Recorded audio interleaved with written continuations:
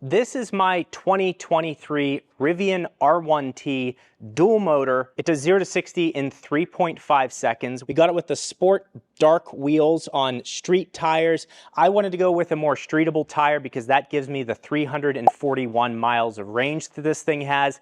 And so far it's been a great vehicle, but not everything has been perfect. And today I'm going to share with you what I like and what I don't like after about 6 months of ownership with this thing. I'm going to take it for a drive and I'm going to tell you if I think it's been worth it so far.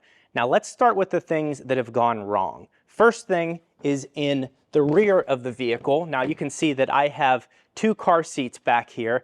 And as far as having a family of 4, the car has been fairly solid. And surprisingly, like, if I were to be honest, I should have gotten a Rivian R1S, but I wanted to lease something and not be locked into it because this truck right here is $90,050 if I were to pay cash for it.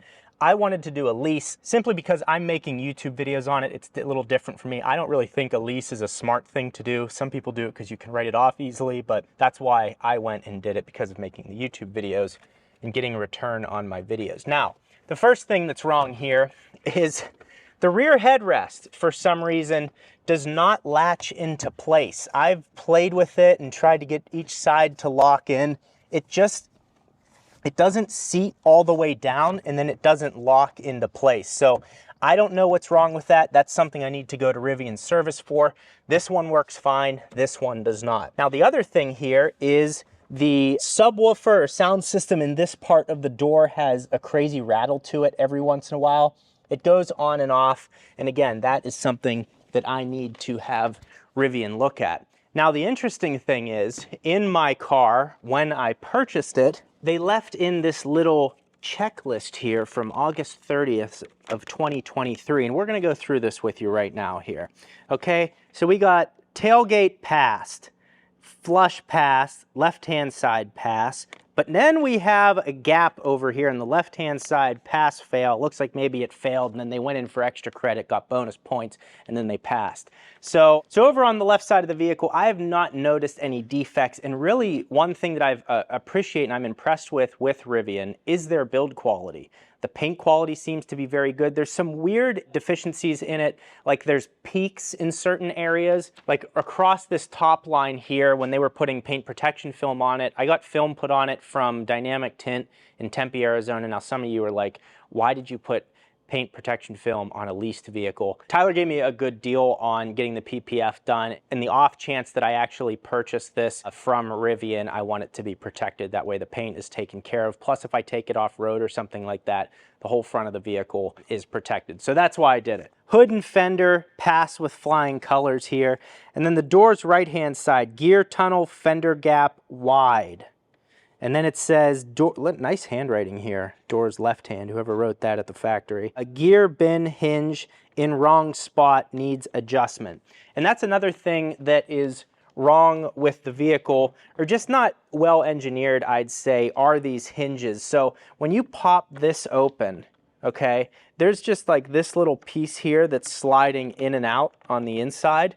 So when I put this down and then click it into place, it's still like partially opened. So yes, this is clamped, but it's just kind of a bad design. Now, this is a first aid kit and the compressor cable, which is on the other side. The really nice thing about that is you can reach all 4 tires from the rear of the vehicle, and you can set your PSI. So that's all right here, and you can adjust the PSI on the tires. I think the tires need to be set at 48, so I trusted that one day, plugged the compressor into the tires and let it run, and I assumed that it was cutting off like any compressor would once it hits the pressure that you set it to. It didn't do that and took it to 59 PSI, which I think was close to popping the front left tire. So that's something now that I don't have confidence in. Now, it is useful if you get a flat or need to fill up a beach ball or something like that. It's nice that they include this in the vehicle here. Sorry, that's the first aid kit. But you can see this side fits nice and flush here. Like, it sits flush as it should once it's closed. Nice job, right? But the other side just doesn't sit very well. Again, minor detail, that's not ruining my experience with the car. Just little things here and there that are wrong. So it is really nice here that they include this really robust cable here for the compressor, 150 PSI max, so that's pretty impressive. And then also you have a flat tire repair kit. That all comes with the vehicle. And again, these being adventure vehicles, off-road vehicles, it's smart of them to do that.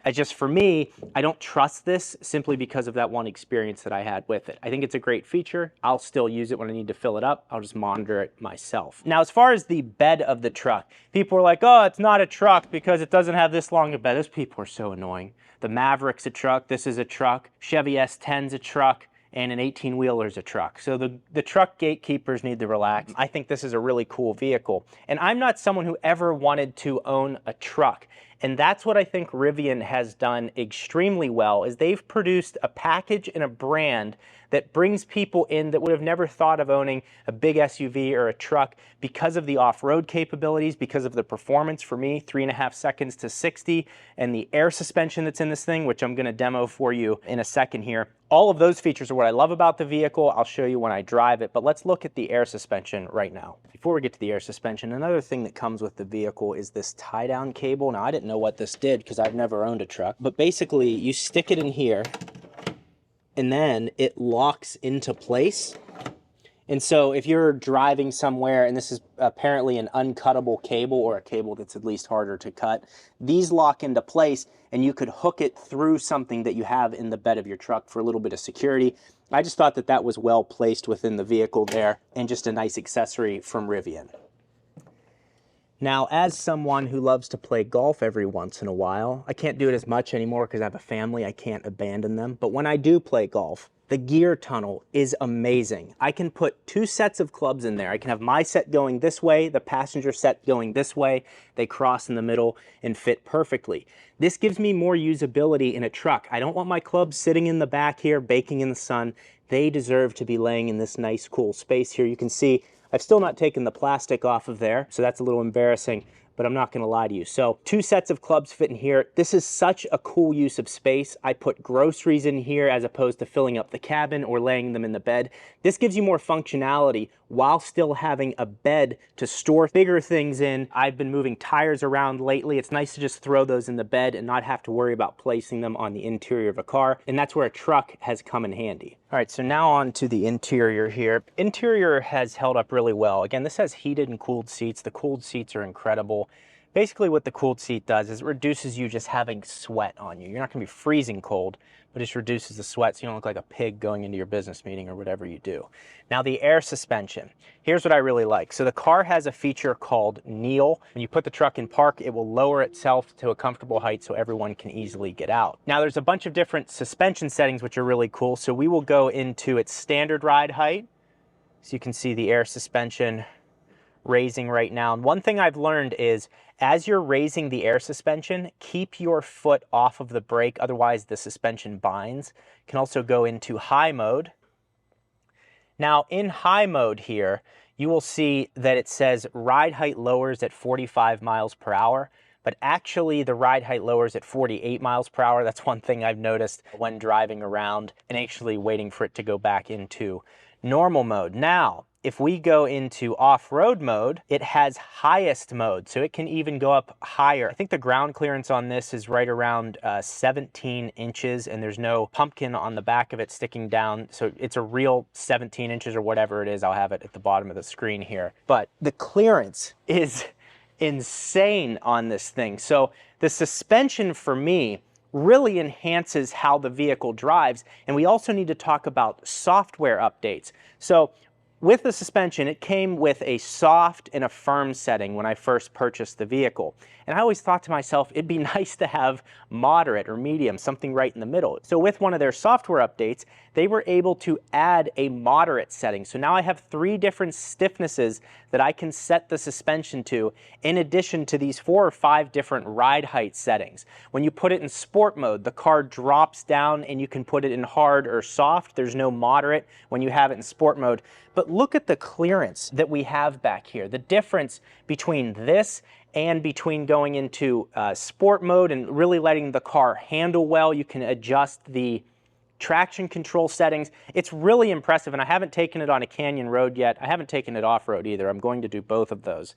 But it's just really impressive to me how the suspension can really enhance your driving experience of the vehicle. That's what I play with the most and enjoy the most. I even did a blind test with Andrew driving the car, and I was able to get all 3 drive modes with my eyes closed and having him adjust them. So there are differences between all of them. And in sport mode, the car is too stiff. Like, it's really jittery. It's really built for a track. You can actually slide it around. So I've really enjoyed that. Now, the other thing is efficiency. Electric vehicles are far more efficient than driving gas or diesel powered vehicles. And that's why I don't feel as bad driving this around town. Now, on the other hand, these start at like $73,000. This one's $90,000. So if you got an F-150 for 36 grand, it's going to take you, what, like 40 years to get up to the price of this. So I like the fact that I don't have to spend anything on gas, and electricity is very cheap charging at home. But overall, it's a very efficient vehicle, 341 miles of range. And if I were to fill this up at home, and my flashlight on like a boomer in my pocket. If I were to fill this up at home, I think this is 129 kilowatt battery times 0.14. It would cost $18.06 for a full tank of electricity. So it's very cheap to run and maintain because the only maintenance is rotating the tires every 7,500 miles. The other thing I need to talk about on this is the quad motor Rivians have 4 motors, okay? So this is dual motor. So as you're driving, once you're at a steady throttle position, you'll hear the rear drive unit disconnect, and then you're in front wheel drive. In the quad motors, you can put it into conserve mode, meaning it stays in front wheel drive mode. So that way, the Rivian people always say, it's going to chew the tires up, but it's really nice it has that feature built in for efficiency. You can hear it disconnect and decouple. Now, the one complaint I do have about the suspension and the overall truck is it's a little loud in the cabin, and the suspension, you can kind of hear it clicking. When I drove the Cybertruck in the past, the Cybertruck is like a Land Rover. It's really solid, it's quiet, and has a better feel than this. This should feel just as good as the Cybertruck, and it doesn't, but I think they will enhance that over time. Overall, for a first vehicle that they've launched, they've done an incredible job. So now let's continue this conversation. I'm going to take it for a drive. Now, a few features here on the interior of the R1T that I want to talk about that have made the car easier to use. The first thing that is the most annoying thing possible, and I hope that they fix this, is the proximity sensor with the key. So the reason that this is annoying is when I park it in my house, I have it set to lock only. And lock and unlock, the problem with lock and unlock is I can be in my living room and I'm just sitting there watching TV, and if I get up and go to the kitchen, the car, you'll hear it lock, unlock, lock, unlock. It'll do it all night. With my Tesla, when I get near the car and press the door handle, it releases and unlocks. It's not like it's waking up constantly. This is a huge issue with this car. It's extremely annoying and they need to fix it. So I currently have it set to lock only. And then the other thing is, I'll be walking out to the car with my daughter, holding my daughter in one hand, car seat in the other hand, and I set the car seat down to unlock the Rivian, and I can't until I pull my phone app out and manually go in and unlock the vehicle. So it's just like, that's been a huge problem. I think they can fix that with a software update. But really, that's been the most negative part about owning this vehicle. Now, the other thing that I've found that's actually better to use is the navigation menu on this side of the screen. So you can see we have the navigation there. If I hold this button right here, it will change that screen and show efficiency. If I hold it again, it will show me my tire pressure. So I've found it to be most useful just letting this sit on the map. And the reason for that is when I go to the map over here and I'm typing in a destination, the navigation, like the image of where to turn and everything is just slightly off. So if you're like me, like sometimes I don't exactly hear what it says, and I look down to the screen and it looks like it's overshooting an intersection or the turn. I just find this screen to be more accurate, so I would recommend if you're on a road trip to be referencing this. It also lets you keep your eyes more on the road when using the native navigation. I find the navigation in here to be okay. It's not anything groundbreaking. I will be doing a road trip with it later in the year to really see how it is, but it sometimes misses. There's a lot of construction around Phoenix.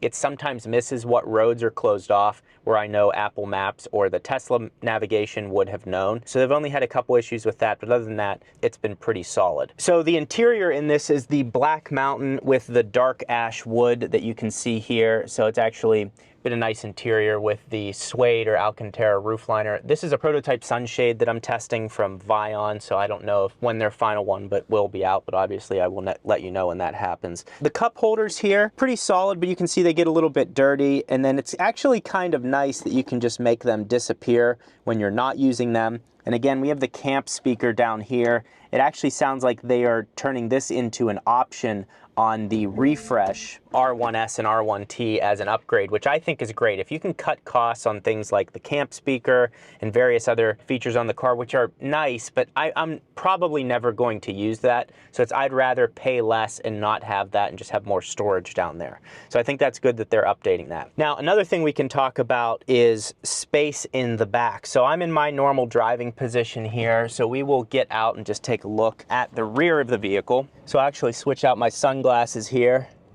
So the rear of the vehicle has been pretty good for car seats. So this is the smaller toddler car seat. And then this seat protector here is from 3D Mats. I'll have that linked in the description. Has this little storage compartment down here. So that's what I've been using for that. So on the driver's side with this car seat, it's been fine. The problem is for the toddler car seats, the bigger ones, and these are rear facing, is that this seat is sent all the way up. Now my wife and I are both 6 feet tall, so we're a little smushed in the passenger seat. Even though this still is a fairly large vehicle, you're still smushed. It's better than the Model Y. You have a little bit more space than the Model Y, but if you're taller, just know that you're gonna have potentially a little bit of an issue. Now on to the Adventure Hole. To me, the Adventure Hole has been probably the most useful part of the truck, simply because I'm putting my golf clubs in here and I don't have to sit them up in the bed. To me, that's just been excellent. As someone that really doesn't need a truck, I can still use the car and get functionality out of it. This is probably one of the best design things that Rivian did. So enough of that, let's take it for a drive and talk about how it drives. Another nice feature here, we have some charge point chargers right here. They also have these at the zoo. So when we do family trips to the zoo, not only do I get shaded parking, we get a little free of charge from ChargePoint, which is really nice. So the zoo, the Phoenix Zoo, has solar panels, and then these EV chargers you're able to plug in, get a little extra juice. It's kind of, I mean, why not? You know, why not give shade and have solar panels? And hopefully they have a battery system that can actually, put that energy right into the cars. But I just think features like that are really cool with electric vehicles. On top of that, we have modes like sport mode. So I've just put it into sport mode. The air suspension is lowering. While in this mode, I now have the ability to put it into soft or hard for firm. In firm, it is, this is like a go-kart with no suspension on it. It is the stiffest car, I think, that I have ever driven. It's insane, and it locks the car into four-wheel drive permanently, so your range is actually decreased, but it reflects that on the heads-up display. So let's rip it.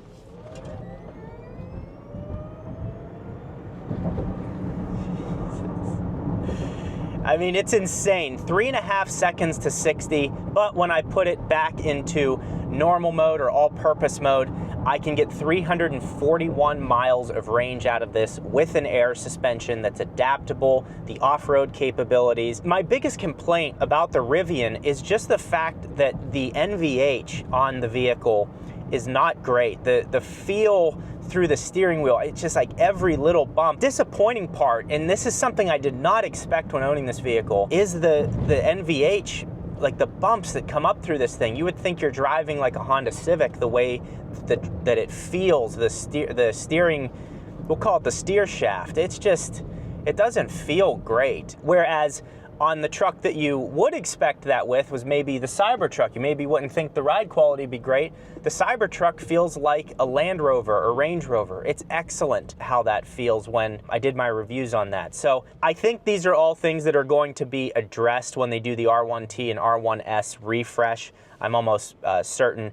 I really enjoy the air suspension. And then you can also adjust your stability on or off, and then your regen braking. Regen braking, I've kept it on high. I think the car rides and performs a lot better in stop and go traffic when you have it on high. The standard setting to me wasn't as aggressive enough. I don't like to use the brakes. I like to use the single pedal driving, so I like to keep it in high mode. So overall, it's been good. The software updates have been great. It's been very usable as a family vehicle. In the rear, someone brought up this point that I didn't think of, is in the bed, you're able to just throw strollers in without worrying about, you know, mark something up on the interior. The one downside is the interior is smaller. So if you had kids that weren't in car seats, you wouldn't have an issue at all. There's plenty of space. But if you do have car seats, it kind of makes it a little tighter than I'd like it. But you have the adventure hole, and then you have the entire bed that you're able to use. I don't have the tonneau cover on this. That was another $1,800 or something like that, and the car is already $90,050. So the fact that it doesn't come with that, when the Cybertruck does at a less cost, I feel like it should. But again, if that's an option that I can have and make the car cost less, then great. I think the new R1T costs $69,000 now as opposed to $73,000 like it was before. So yeah, I've really enjoyed owning this so far, and I will have future videos talking about if I'm making a return on it with the YouTube videos. I really like the nickel colored trim around the dash and edge and around the steering wheel here. That's all been nice. The sound system is solid. I think my Model Y has a better sound system, surprisingly. There's some vibrations and things. The steering column, see how it shifts? Like this, something's loose here that lets it fall down, so that needs to be fixed. One of the rear headrests on the passenger side will not lock down in place. It just slides in and out, so that needs to be fixed. And there was one other minor thing that I was gonna have them look at, so I need to schedule a service appointment, and I will let you guys know how all of that goes. But yeah, my favorite part of the vehicle is the air suspension. I love kind of playing with exactly how I want it to be. Also, I kind of get the lifted truck thing now, because anytime I see a truck in a parking lot, your boy's throwing it in high mode. That's what I'm doing. Like, we just went over that bridge bouncing, and it feels so good, the air suspension.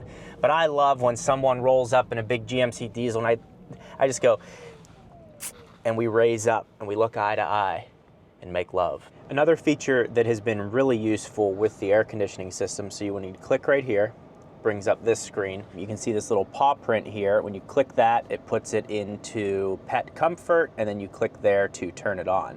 Now, the other thing you may have noticed is it says Monday at 4:55 p.m. it is scheduled to be cooled down to 70 degrees. So this is really useful because you can see right there, you can schedule it and then you can add more right here. Now, this is something that's great if you consistently do something on a weekly basis. For example, my wife takes my daughter to a music class, so this car is cooled down and ready to go by the time they get back in.